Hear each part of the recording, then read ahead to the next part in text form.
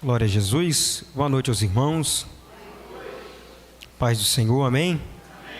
Você que tem a sua Bíblia, localize, por favor, Evangelho de Jesus Cristo, segundo escreveu o evangelista João. O capítulo é o capítulo 6, versículo de número 35. Evangelho do Cristo, segundo escreveu o evangelista João, capítulo 6, versículo de número 35.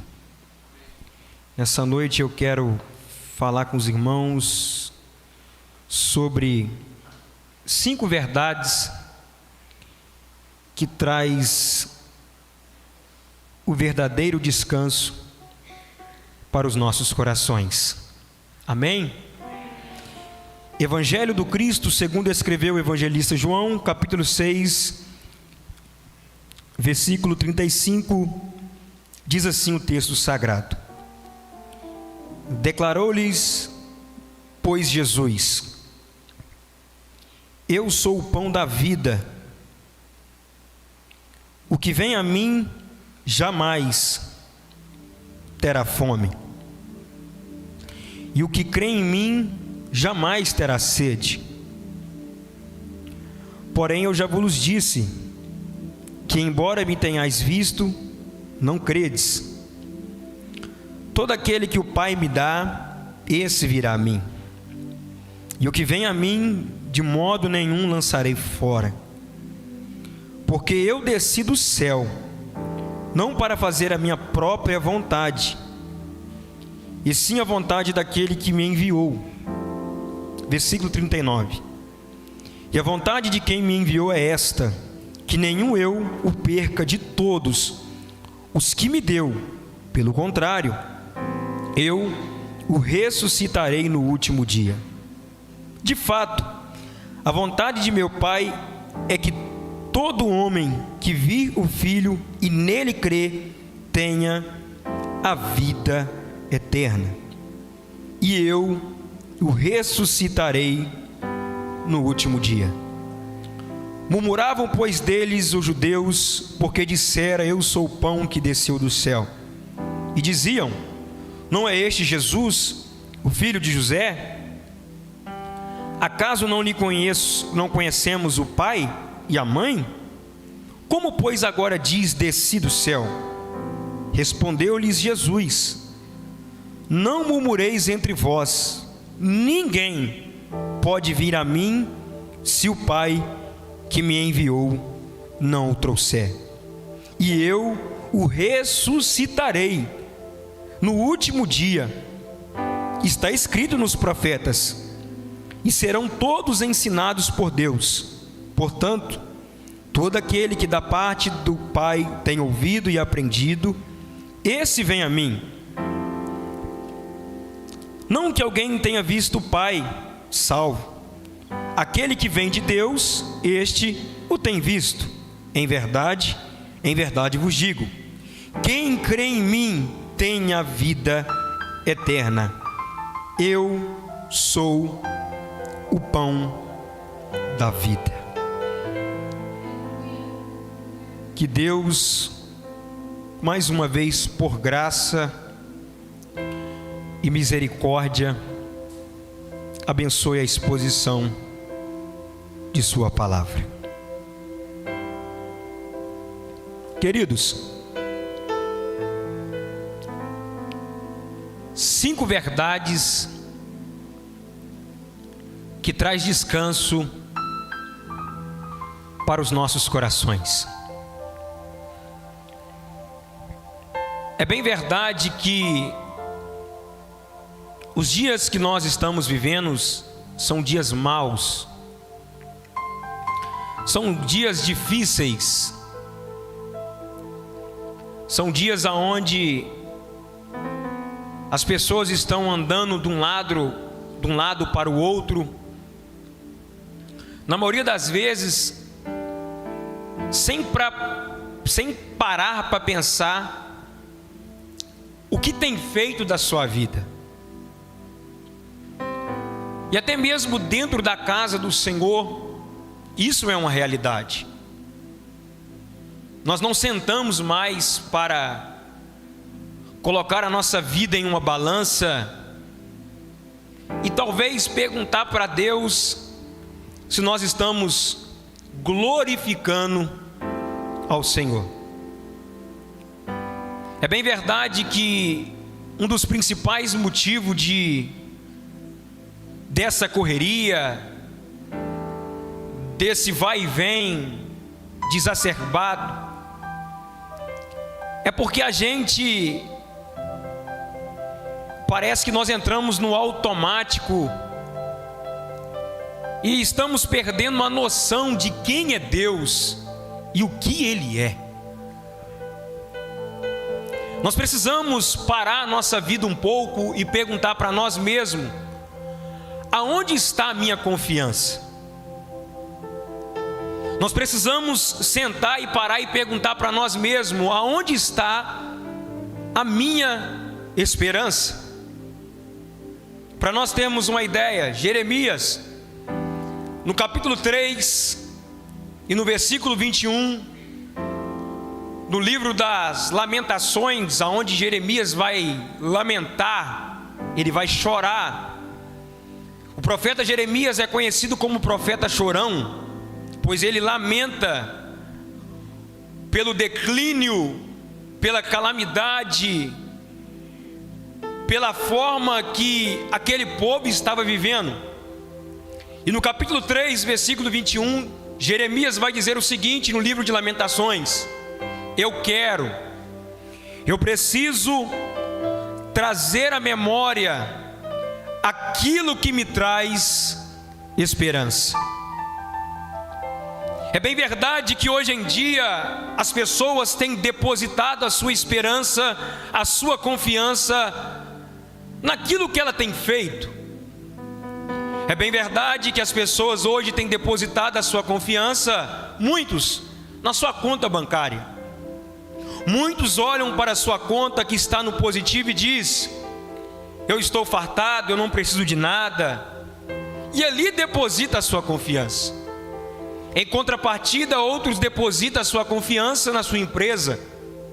Outros depositam a sua confiança na sua família. Outros depositam a sua confiança em si mesmo, olhando para dentro de si e dizendo: eu sou, eu consigo, eu posso, eu chego, eu faço, eu vou. Mas Jeremias, quando ele olha para a situação que o povo estava vivendo, e ele olha para dentro de si, diz que ele precisa trazer à memória aquilo que lhe traz esperança.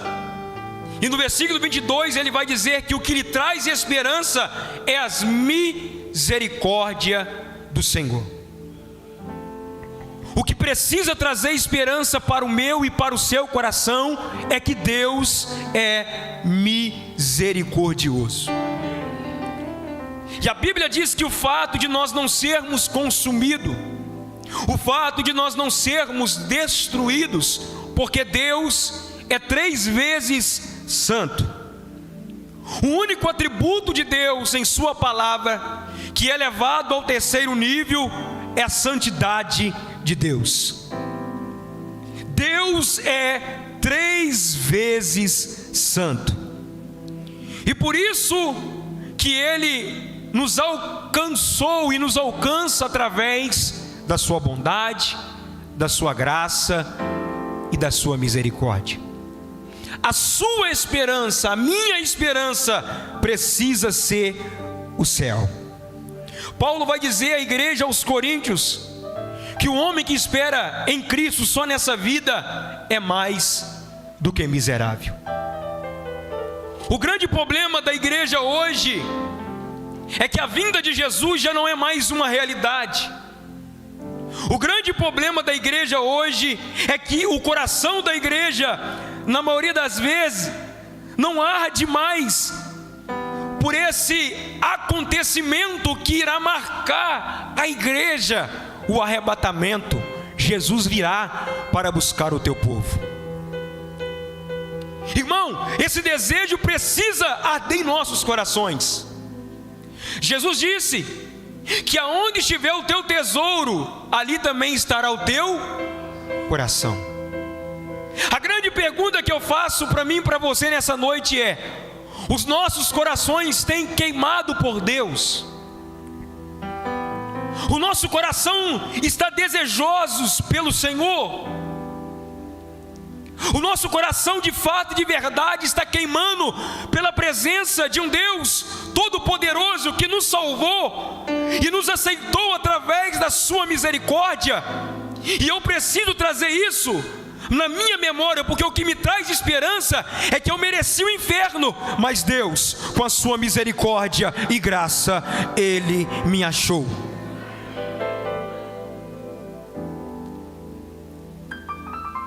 E o texto que nós acabamos de ler vai tratar de um assunto muito especial. Dentro da soteriologia, que é o estudo da salvação, é o estudo que estuda acerca das doutrinas da salvação. E uma das principais verdades, uma verdade insofismável das Sagradas Escrituras, irmãos, é que Deus salva pecadores mediante a sua graça e para a sua glória.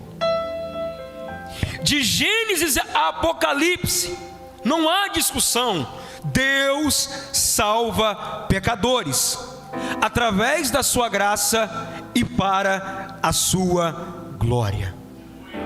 Os pais da igreja ensinaram isso. Os reformadores ensinaram isso. A Bíblia ensina isso. Os puritanos ensinaram isso. E nós precisamos entender isso. E o texto que nós lemos vai tratar disso, irmão. E isso tem que trazer conforto para os nossos corações.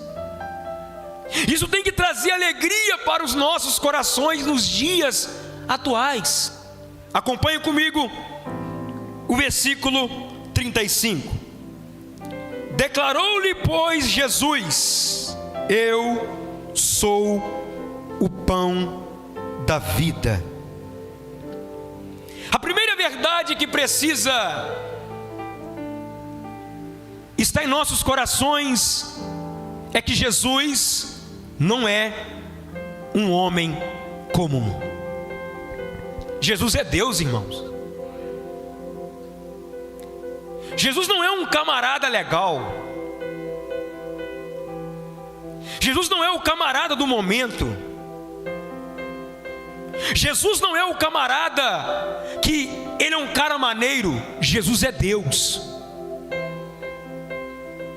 Perceba-se que ele vai se utilizar da mesma palavra que ele usou para Moisés, quando Deus chama Moisés de uma sarça que se queimava, mas não se consumia.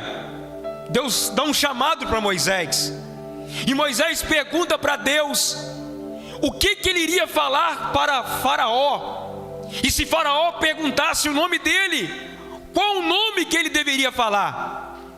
Aí Deus vai dizer assim para Moisés: Moisés, diz para Faraó que o eu sou te chamou. Jesus é Deus na terra. E isso traz conforto para o meu e para o seu coração. Por quê?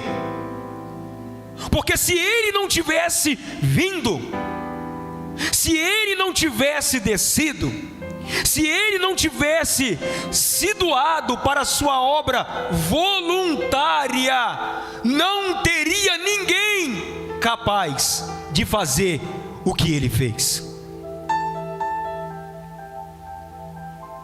E ele vai dizer que ele é o pão da vida, e o que vem a mim jamais terá fome, e o que crê nele jamais terá sede. Irmão, essa verdade precisa estar em nossos corações, porque o fato de ele ser Deus, ele é o suficiente. Nós não precisamos de mais nada.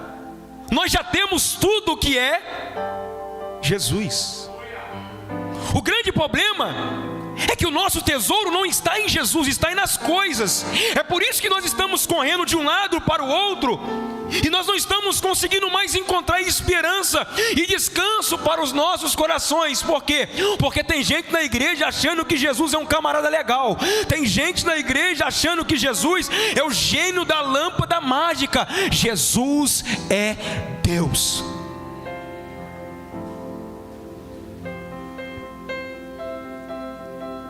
Tem gente achando que Jesus é um camarada que a gente faz barganha e troca as coisas com Ele.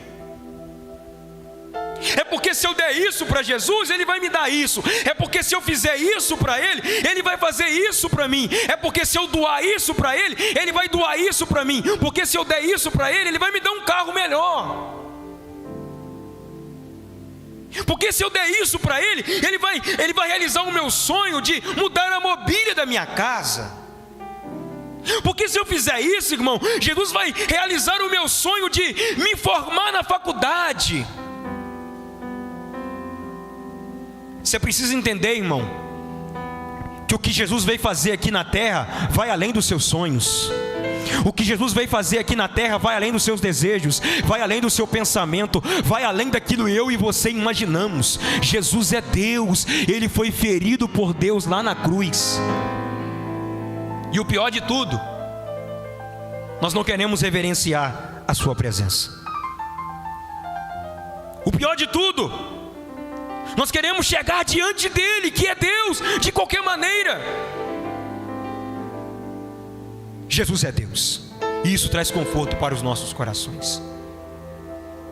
A segunda verdade que traz verdade para os nossos corações nesse texto é que se o Jesus Deus não tivesse vindo, nenhum de nós conseguiríamos nos aproximar, nos achegar até Deus Todo-Poderoso. Nós precisamos entender que o pecado do nosso pai Adão não foi apenas uma ferida. Nós precisamos entender que o pecado do nosso pai Adão não foi apenas um arranhão. Não foi, irmão. A Bíblia fala que nós estávamos mortos em ofensas, pecados e transgressões e nas nossas iniquidades. A queda de Adão lá atrás não foi só um arranhão, pelo contrário, o homem foi totalmente deturbado, atingido pelo pecado. O homem foi atingido na sua razão, o homem foi atingido na sua emoção, o homem foi atingido na sua vontade. Olha o versículo 36. Porém, eu já vos disse que embora me tenhais vistos, não credes em mim. Irmão, olha que interessante. Eles estão da maior evidência.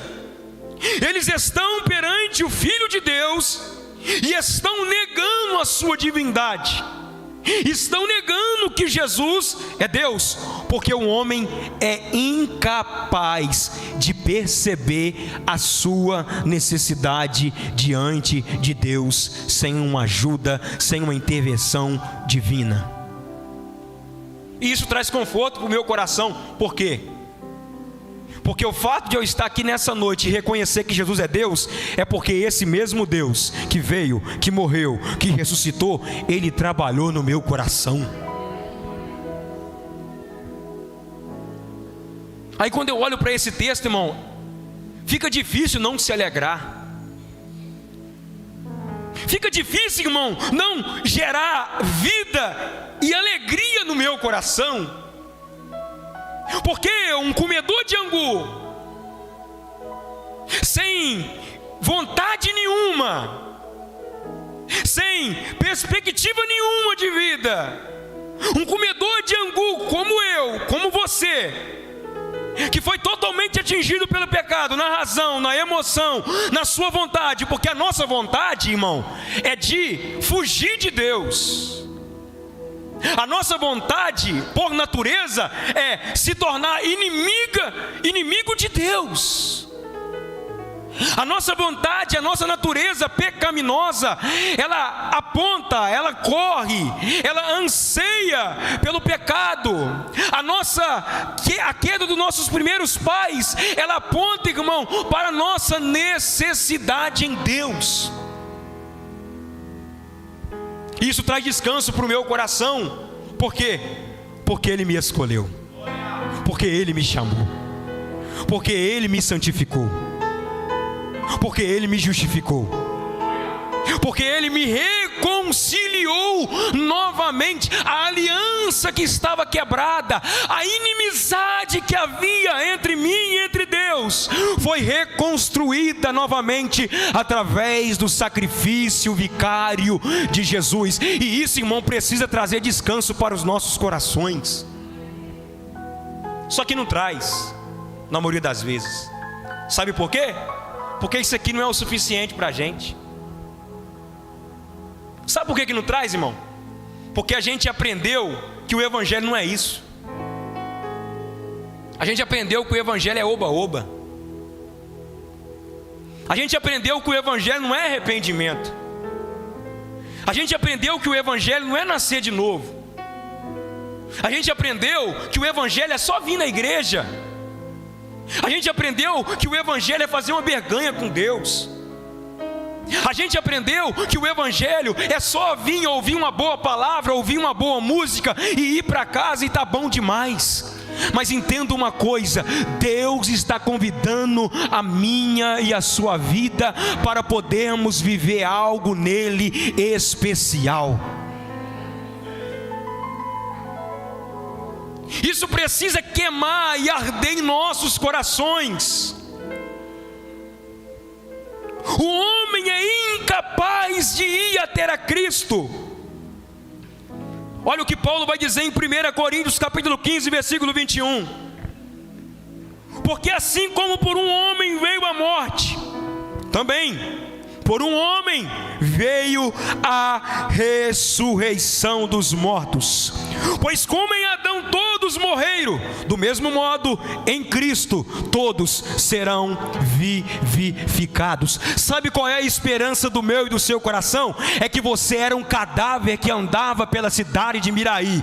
Você era um cadáver vivo que andava pela cidade, mas veio Jesus, Ele te salvou, Ele te deu vida, Ele te deu força, Ele te deu saúde, Ele te deu graça para que você estivesse aqui nessa noite. Porque assim como por um homem veio a morte a todos, assim também veio a vida naqueles que não rejeitam o chamado, aqueles que não renunciam ao Evangelho. Ele nos deu vida, e isso é o suficiente. Ah não, Marcos Paulo, mas eu preciso de algo a mais. É porque você não entendeu o Evangelho, querido. Ah não, Marcos Paulo, é porque se não tiver um a mais, não é o Evangelho. Está errado. Ah não, é porque se não tiver um negócio diferente, está errado. Jesus nos deu vida. Irmão, você era um morto, eu era um morto andando pela essa cidade. Aí veio Jesus com a sua bondade, com as suas mãos, e fez assim, ó, ressuscita. E nós ressuscitamos. Ah não, eu fui para a igreja porque não, é porque Ele te deu vida, porque o morto não escolhe. Ah não, é eu que escolhi seguir Jesus. Mentira, primeiro foi Ele que te escolheu. Nós vamos ver isso no texto. Olha o que Paulo vai dizer, irmão, em Efésios capítulo 2, versículo 1. E Ele vos vivificou, estando vós mortos nos vossos deleitos e Irmão, se nós saímos daqui agora e lá no cemitério e pedir um morto para sair da tumba, ele vai sair? Porque está morto, irmão. Um morto não tem como, um morto não age. Agora, se Deus ressuscitar ele, aí ele pode sair, que nem Lázaro saiu. Se Jesus não liberasse a palavra para Lázaro, se ele não liberasse a palavra e dissesse: Lázaro, saia para fora, Lázaro estaria lá até hoje. Versículo 5 de Efésios capítulo 2: estando nós ainda mortos, mais uma vez, irmão, em nossos delitos, nos vivificou juntamente com Cristo, pela graça sois salvos, e nos ressuscitou juntamente com Ele nos fez assentar nas regiões celestes, em Cristo Jesus. Sabe o que eu aprendo com isso, irmão? Ou Deus age na vida do homem, ou é impossível o homem seguir a Jesus. E isso traz conforto para o meu coração. Por quê, Marcos Paulo? Porque Deus um dia agiu na minha vida, porque Deus um dia agiu na sua vida, e isso é motivo de você se alegrar, irmão. A impossibilidade humana é total. 2 Coríntios capítulo 4, versículo 4, olha que interessante: nos quais o Deus deste século cegou os entendimentos dos incrédulos, para que lhes não resplandeça a luz do Evangelho, da glória de Cristo, o qual é a imagem de Deus. Irmão, para pensar comigo. Irmão, olha quantas pessoas têm um intelecto invejável, mas não consegue perceber que ele necessita de um Salvador. Isso traz conforto para o meu coração. Irmão, olha quantas pessoas que entendem de tudo, mas não consegue reconhecer que necessita de um Salvador. Irmão, olha quantas pessoas que entendem de todas as matérias, que sabe de matemática, sabe de português, sabe de história, sabe de geografia, sabe de química e por aí vai, mas não consegue chegar até Jesus. Aí você, aí eu, um comedor de angu, estamos adorando o Rei dos Reis e Senhor dos Senhores. Só que isso não é o suficiente para nós mais, porque nós queremos algo a mais. Jesus certa feita falou o seguinte: Pai, eu te glorifico e te exalto, porque ocultaste essas coisas aos sábios e entendidos e revelastes aos meus pequeninos. Deus revelou o Evangelho ao seu coração. Não, irmão, você não entendeu. Deus revelou o Evangelho, as boas novas, para o seu coração. E isso é motivo de nós nos alegrarmos e trazer descanso para os nossos corações. A terceira verdade que traz conforto para os nossos corações, versículo 37. Bom, olha que interessante: todo aquele que o Pai me dá, esse virá a mim, e o que vem a mim, de modo nenhum o lançarei fora. Irmãos, nós, eu, você, nós somos um presente do Deus Pai para o Deus Filho. A Bíblia vai dizer que nós somos a menina dos olhos do Senhor. A Bíblia vai dizer que nós somos família de Deus. A Bíblia vai dizer que nós somos a única representatividade legal de Deus na terra. A Bíblia vai dizer que nós fazemos parte deste corpo, que Cristo é a cabeça e nós somos a igreja. Isso precisa trazer conforto para os nossos corações. Por quê, Marcos Paulo? Porque Deus te pegou lá fora e te deu para o Deus Filho de presente, para ser cuidado, para ser agraciado, para ser abençoado, para receber o seu amor, para receber a sua misericórdia do seu Filho. Só que isso, na maioria das vezes, não é o suficiente. Dentro da soteriologia, isso é tratado como a eleição incondicional. Você quer ver?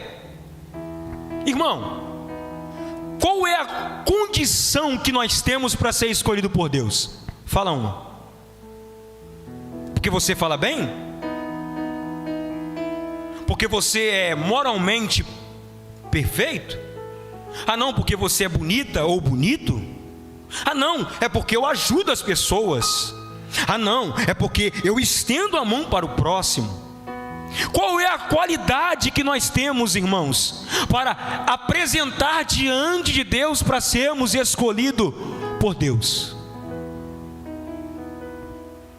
Fala uma qualidade, irmão, boa. A Bíblia vai dizer que até a nossa justiça é trapo de imundície perante Deus. Sabe o que traz descanso para o meu e para o seu coração?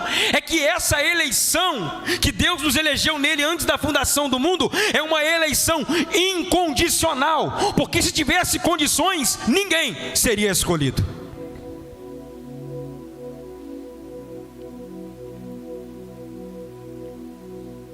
A grande pergunta que eu faço para mim e para você é: quem escolheu quem? Eu que escolhi Jesus ou ele que me escolheu?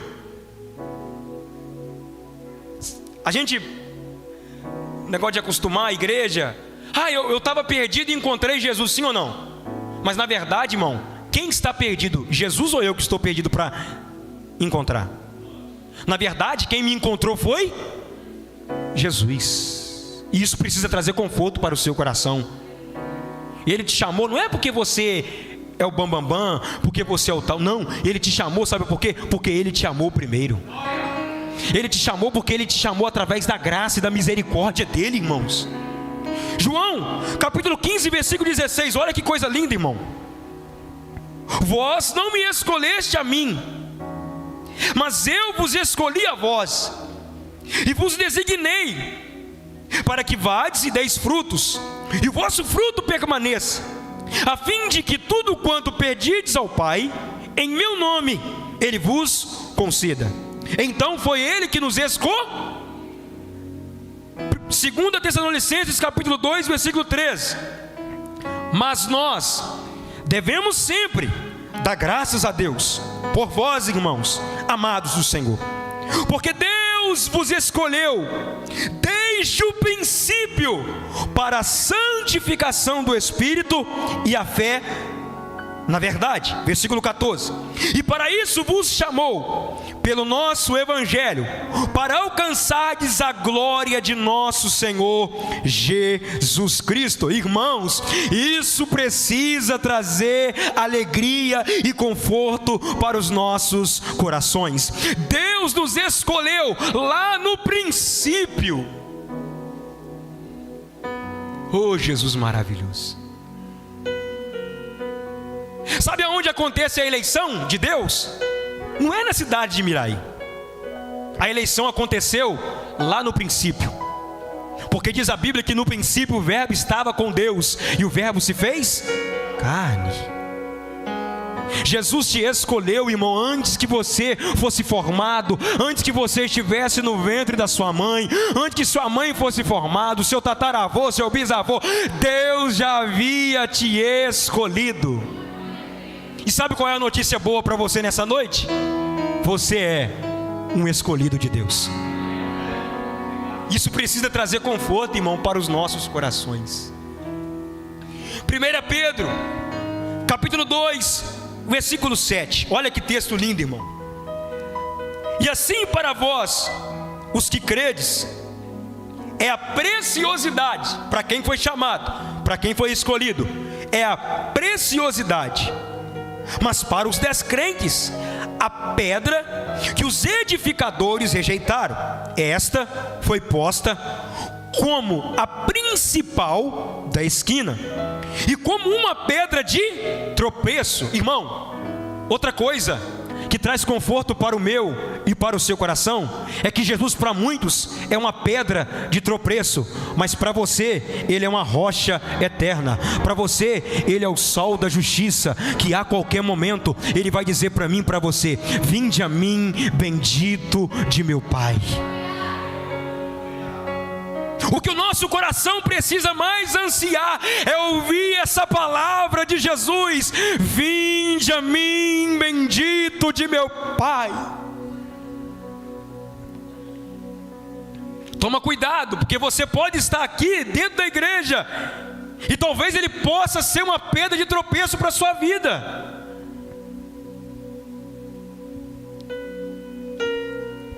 Versículo 8: e como uma pedra de tropeço e rocha de escândalo, porque tropeçam na palavra, sendo desobedientes, para o que também foram destinados. Irmão, agora olha o versículo 9: mas vós sois a geração eleita, o sacerdócio real, a nação santa, o povo adquirido, para que anuncieis as grandezas daquele que vos chamou. Ou seja, não foi eu que chamei Jesus, é Ele que me chamou das trevas para a sua maravilhosa luz. Irmão, olha o versículo 10: vós que outrora nem ereis povo, agora sois de Deus. Vós que não tinhais alcançado misericórdia, e agora tendes alcançado misericórdia.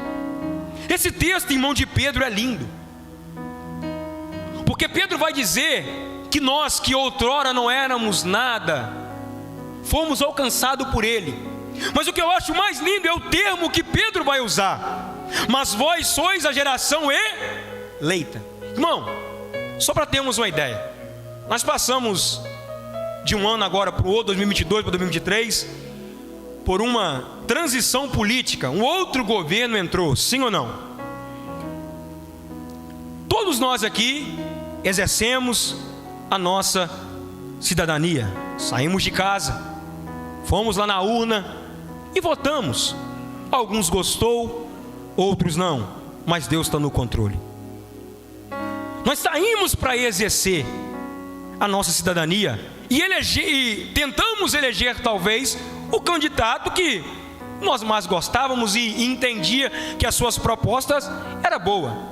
Mas eu fico imaginando quando Deus usa esse termo: vós sois a geração eleita. Imagina Deus na urna, porque quando você vai lá para votar no seu candidato, você aperta o número dele, aparece a foto dele, sim ou não? E o governo que está agora na presidência, se do nada Deus quiser fazer, ou se até um homem quiser arrancar, irmão, um homem arranca. Um homem pode desfazer a eleição do atual candidato. Só que isso gerou uma pergunta no meu coração: quem pode desfazer a eleição de Deus? E isso traz conforto para o nosso coração, porque é interessante que o candidato que foi eleito, ele tem a oposição. Independente de qual ganhou, se tivesse ganhado outro, iria ter oposição do mesmo jeito. É os quatro ânimos de oposição, querendo derrubar o governo. É por isso, crente, eu e você no Senhor, que nós precisamos vigiar, porque a oposição, ela não para. A oposição quer fazer de tudo para nós pararmos. A oposição quer fazer de tudo para nós desistirmos. A oposição quer fazer de tudo para nós retrocedermos para trás. Mas nós não vamos parar. Por quê? Porque a eleição de Deus ninguém desfaz. A eleição que Deus elegeu está elegida, irmão. Quem é um homem para contender contra o próprio Deus? E tem mais: nós não teríamos e não temos proposta nenhuma para apresentar diante de Deus, mas Ele foi lá, na eleição, lá na cruz em Jesus, e digitou o meu nome, digitou o seu nome, e você foi eleito por Ele. O Pai escolhe O Filho salva com a sua graça, e o Espírito Santo regenera as nossas vidas. Irmão, isso precisa trazer descanso para os nossos corações. Por quê? Porque Deus me escolheu nele antes da fundação do mundo. Quarta verdade que precisa estar em nossos corações. Versículo 37 e versículo 40.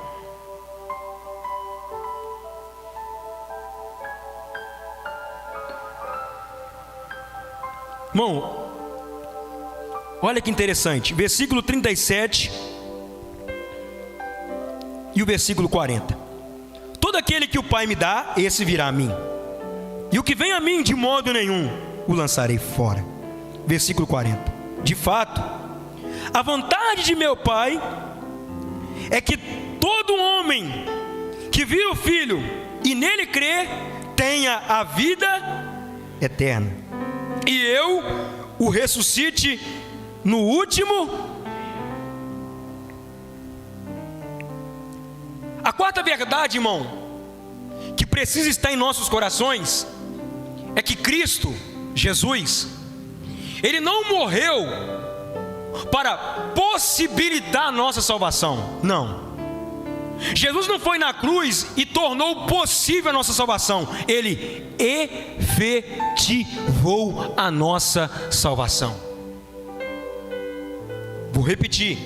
Jesus não só tornou possível, agora é possível o Marcel se salvar. Agora é possível o Marcos Paulo se salvar. Irmão, se fosse só possível eu me salvar, a salvação estaria nas minhas mãos, a possibilidade estaria sobre as minhas.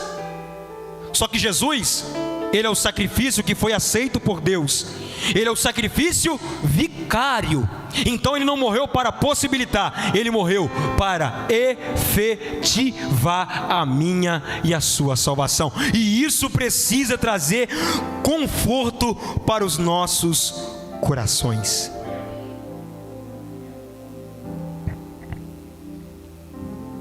Olha o que Paulo vai dizer em 1 Coríntios capítulo 15, versículo 3.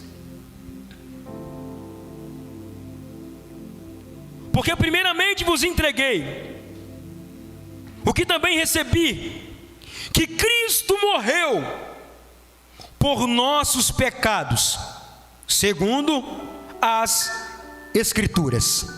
Versículo 4. Que foi sepultado, que foi ressuscitado, e ao terceiro dia, segundo as Escrituras. Irmãos, a obra de Cristo é uma obra perfeita. A obra voluntária de Cristo foi uma obra que foi a substituição dos meus e dos seus pecados. Por que, Marcos Paulo? A obra de Cristo, a salvação de Cristo que Ele trouxe, não é só possível, mas é efetiva. Primeiro, porque quem providenciou o sacrifício é o próprio Deus. O próprio Deus Pai providenciou o sacrifício. Isaías capítulo 53 vai dizer que Jesus foi ferido de Deus. Era o próprio Deus ferindo Jesus, para que nós pudéssemos ser aceitos, para que nós pudéssemos ser alcançados, para que nós pudéssemos ser regenerados, para que nós que estávamos mortos, hoje pudéssemos ter vida e alegria e paz com Deus. Só que isso, irmão, na maioria das vezes, não é o suficiente. Porque o que nós queremos hoje não é um salvador. O que nós queremos hoje é um alívio para a nossa dor.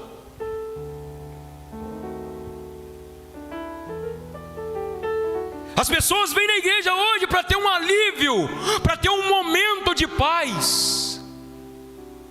Irmãos, em nome de Jesus, Ele veio para te salvar, para te livrar da ira vindoura.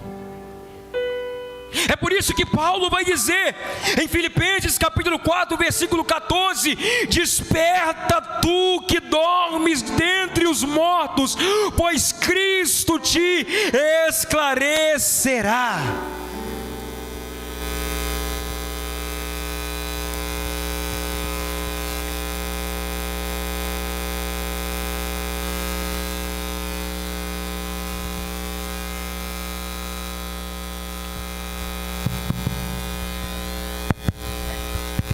É por isso que tem muita gente na casa do Senhor, irmão, que está morto. Tem muita gente que está na casa do Senhor. O sangue de Jesus tem poder. Tem poder para nos salvar. É por isso que tem muita gente, irmão, dentro da casa do Senhor, que está brincando. Olha o que Jonas capítulo 2, versículo 9 vai dizer: ao Senhor pertence a salvação. O salmista vai dizer nos seus salmos que a salvação pertence a Deus, unicamente a Deus. A salvação, irmão, é uma obra soberana de Deus. A salvação não é uma obra que é uma obra feita por mim e feita por Deus. É uma obra soberana de Deus. Deixa eu dizer algo para você, irmão. Deus não precisa de ajuda. Deus não precisa ser ajudado para salvar alguém. Deus não precisa de um empurrãozinho para Ele alcançar alguém. O que Deus precisa é de mulheres, é de homens cheios do Espírito Santo de Deus, que carregue essa chama no coração e diz: eu fui alcançado por Ele, eu fui eleito por Ele, e eu preciso pregar esse evangelho para alguém, para que alguém seja alcançado.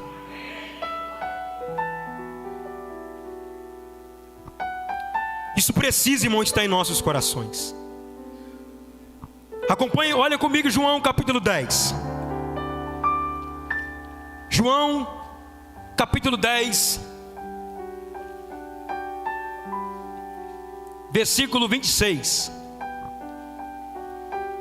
Não, eu vou ler o 16, depois eu pulo para o 26. Irmão, olha que interessante. É Jesus dizendo: ainda tenho outras ovelhas, não deixe aprisco. A mim me convém conduzi-las. E elas quem, irmão? A igreja, os eleitos de Deus, você que foi escolhido por Deus. Elas ouvirão a minha voz. Então haverá um rebanho e um pastor. Versículo 26. Mas vós não credes, porque não sois das minhas ovelhas. Jesus está dizendo, irmão, de pessoas que não creem, porque não faz parte do seu rebanho. Aí, se isso não trazer conforto para o seu coração, irmão, você vai me desculpar, para o meu coração nós estamos muito ruim. Eu faço parte do rebanho de Deus. Olha o versículo 27. As minhas ovelhas ouve a minha voz, e eu as conheço, e eu lhes dou a vida jamais perecer, e ninguém a arrebatará da onde, irmãos? Da onde? Da igreja? Das mãos? Irmão, deixa eu fazer uma pergunta para você. Quem pode tirar você das mãos de Deus?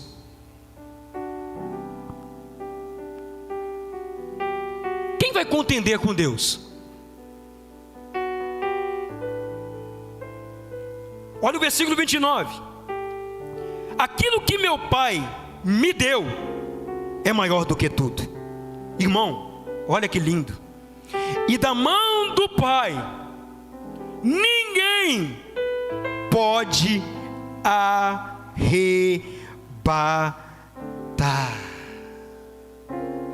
A igreja de Deus, os eleitos de Deus, os chamados de Deus, os que foram ressuscitados por Deus, estão sendo guardados pela mão de um Deus todo-poderoso. Irmão, o que nós precisamos não é de uma palavra profética, não. O que nós precisamos é do Evangelho. O que nós precisamos não é de uma palavra profética. O que nós precisamos entender é que nós, como igreja, estamos sendo guardados na mão de um Deus Todo-Poderoso.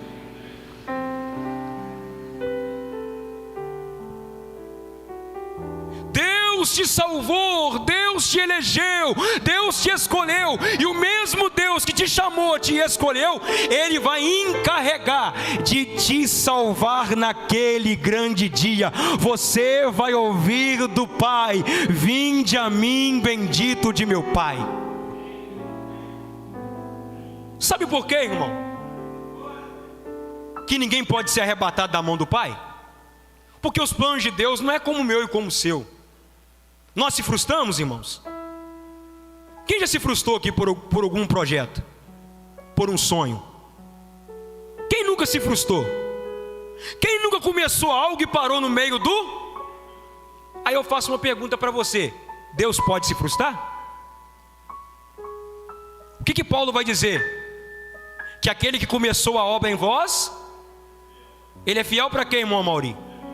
Para concluir, para terminar. Deixa eu falar uma coisa para você. Às vezes você entrou aqui e está capengando, está fraco, irmãos. Às vezes tem muito tempo que você não sabe mais o que é orar. Tem muito tempo que você não sabe mais o que é jejuar, o que é estar diante de Deus, em súplica, em oração. Mas Deus está te sustentando. Sabe por quê? Porque Ele começou a obra na sua vida, e quem vai concluir é o próprio Deus. E essa noite é uma noite de reflexão para mim e para você. Fica sobre os seus pés.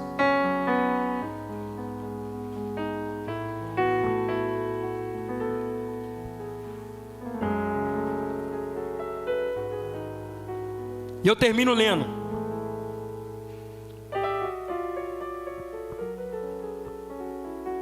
Romanos, capítulo 11,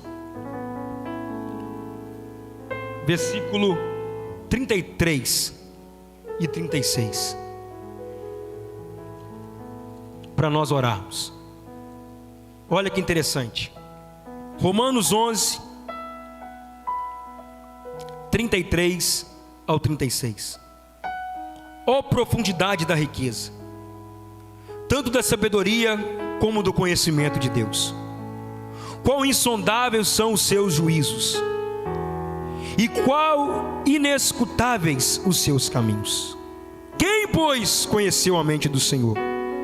Ou quem foi o seu conselheiro? Ou quem primeiro deu a ele para que lhe venha a ser restituído? Porque dele, por meio dele e para ele são todas as coisas. Deixa eu dizer algo para você, irmão. Só não confunda uma coisa. Não confunda a eleição de Deus com a falsa sensação de ser salvo. Porque Deus nos elegeu nele para que nós vá e dê fruto, para que nós andamos em santidade, em uma vida piedosa diante de Deus. Essa é uma noite, irmão, de reflexão para mim e para você. Você tem colocado a sua vida diante do altar de Deus numa balança? Tem quanto tempo, irmão, que você não ora? Que você não busca a Deus com fervor no seu coração? Deus está te chamando. Deus está te chamando de volta. Porque o nosso Deus nos sustenta. A graça de Deus, irmão, é uma graça que transborda. O mesmo Deus que nos elege é o Deus que nos dá vida. Talvez você está aqui morto espiritualmente, e Deus está te chamando para que você volte, para que o seu coração queime novamente pela oração, pela palavra e por pessoas. Vamos orar? Pai, em nome de Jesus, eu quero te glorificar, Senhor, nessa noite, Deus. Glorificar o Senhor, Deus, porque o Senhor é bom. E a tua misericórdia, Deus, ela dura para sempre. Eu te glorifico, Deus, porque não fomos nós que escolhemos ao Senhor, Deus, mas foi o Senhor, Deus, lá na cruz. Foi o Senhor, Deus, lá no Haja. Foi o Senhor, Deus, lá na eternidade que nos escolheu. Eu te glorifico, Deus, porque não há mérito em nós, Deus, na salvação. Eu te glorifico, Deus, porque não há participação nenhuma do ser humano na salvação, só sua. A salvação, Deus, é uma obra soberana do Senhor. E nós como igreja, nós cremos, ó Deus, que o Senhor é poderoso para fazer infinitamente mais de tudo quanto pedimos ou imaginamos. Nós cremos, ó Deus, que o Senhor ainda salva. Nós cremos, ó Deus, que o Senhor pode salvar pessoas ainda, ó Deus. E eu te peço, meu Pai, neste momento, a Tua graça salvífica, ó Deus, sobre os nossos familiares. A Tua graça salvífica, ó Deus, sobre a nossa casa. Eu te peço, ó Deus, que essa alegria, que esse conforto que está em nossos corações possa chegar sobre essa vida, ó Deus. Toma essa cidade em Tuas mãos. Toma, Senhor, aqueles que estão nos tráficos, aqueles que estão nas vielas. Toma, ó Deus, aqueles que estão perdidos. Quantos jovens, ó Deus, entregues. Quantos pais de família, quantas pessoas, ó Deus, que neste exato momento está confiando, Senhor, no seu dinheiro, está confiando no suor da sua força. Quantas pessoas, Pai, neste exato momento, que bate no peito e fala: eu sou bom demais para precisar de um Salvador. Ó Deus, tenha de misericórdia, Deus. Ó Deus, o Senhor é especialista, meu Deus, para dar vida num vale de ossos secos. Nós cremos, ó Deus, porque outrora nós éramos, ó Deus, como aqueles ossos de Ezequiel 37, mas o Teu Espírito nos deu vida, a Tua palavra, o Teu Evangelho. O Senhor nos tirou o coração de pedra e nos deu um coração de carne, Deus. Muito obrigado, Jesus, porque isso traz conforto para os nossos corações. Eu te agradeço como igreja, ó Deus, porque eu sei que nem todos os meus desejos e sonhos serão realizados, mas aquilo que eu mais preciso eu já alcancei, que é a salvação em Cristo Jesus. E que nós como igreja possamos entender a supremacia, a suficiência do Senhor, Deus. Que nós como igreja possamos entender, ó Deus, que a Tua graça nos basta, Senhor. E que o Senhor mexe conosco, Deus, mexe por dentro, Deus. Transforma os nossos corações, transforma as nossas vidas e nos leva para esse lugar de súplica, nos leva para esse lugar de arrependimento, Deus. Eu te peço, Senhor, faz de novo em nossas vidas, e que o Senhor tenha de misericórdia, porque o fato de não sermos consumidos são as Tuas misericórdias. E se você assim crê e acredita, aplaude a Jesus bem forte, porque Ele merece. Irmãos, Deus ainda salva pecadores. Deixa eu dizer algo para você: pregue o Evangelho, porque as pessoas serão alcançadas através da pregação do Evangelho. Amém? Quantos foram abençoados com essa palavra? Louvado seja Deus. Maravilha poder descansar na obra de Cristo na cruz do Calvário. Aleluia, bendito seja o nome do Senhor. Deus continue abençoando a vida do Marcos Paulo em nome de Jesus. Irmãos, tem uns avisos aqui rapidinho. Nós temos cantina após o culto. Aquele pastelzinho fritinho na hora, de queijo, carne moída. Vai lá na cantina, em nome de Jesus, compra aquele pastel. Se você não tem dinheiro, não pode comprar fiado. Mas se você não tem dinheiro, procura quem tem. E pede para pagar, não pede emprestado, também não pode. Amém? Mas passa lá na cantina, vai ser um momento de comunhão, e eu tenho certeza que você será abençoado. Irmãos, nós estamos anunciando já o retiro, amém?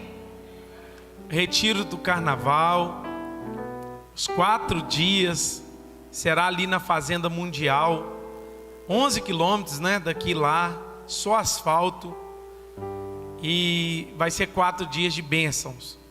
Nós precisamos nos estruturar, organizar. Você que deseja ir no retiro, nos procure. Pastor, eu só vou à noite.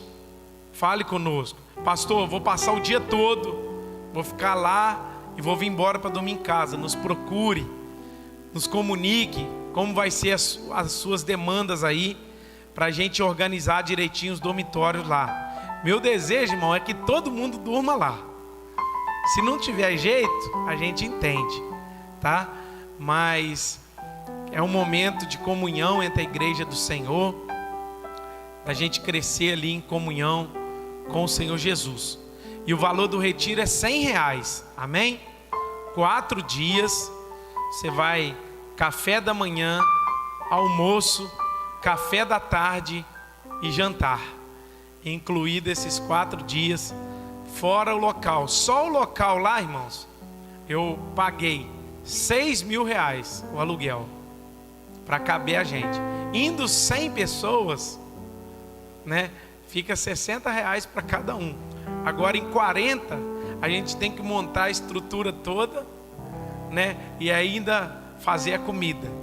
Só que a gente crê que, graças a Deus, Deus vai nos dar condições, vai nos abençoar de uma forma especial. Pastor, eu vou no retiro, mas só vou jantar.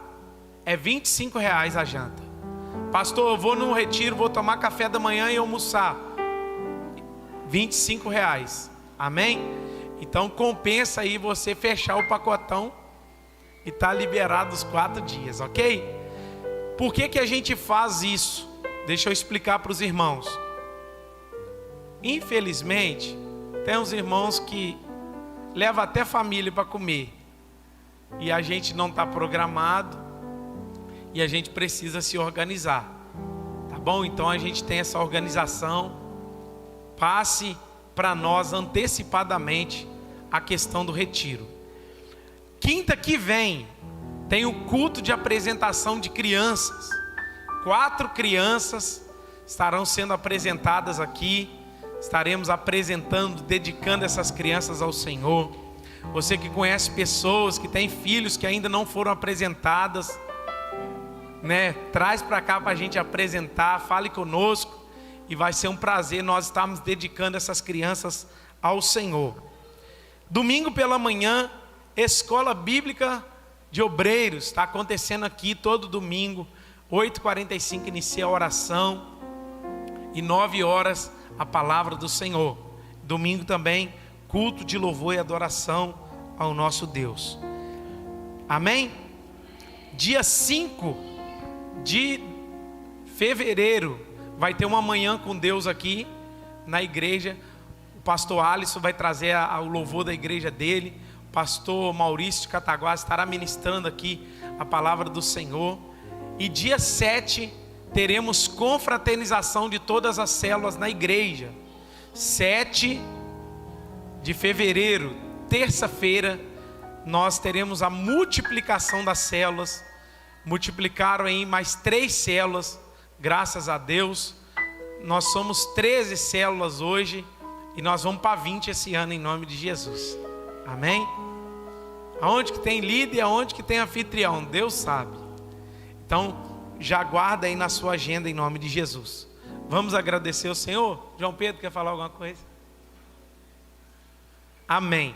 Amanhã terá uma reunião, 19h. Amanhã às 19h30 terá uma reunião com todas as mulheres aqui na igreja. Vai ser um momento de comunhão com as mulheres. Vai passar um cronograma aí anual para todas as mulheres já deixarem marcado nas agendas os eventos que terá com as mulheres.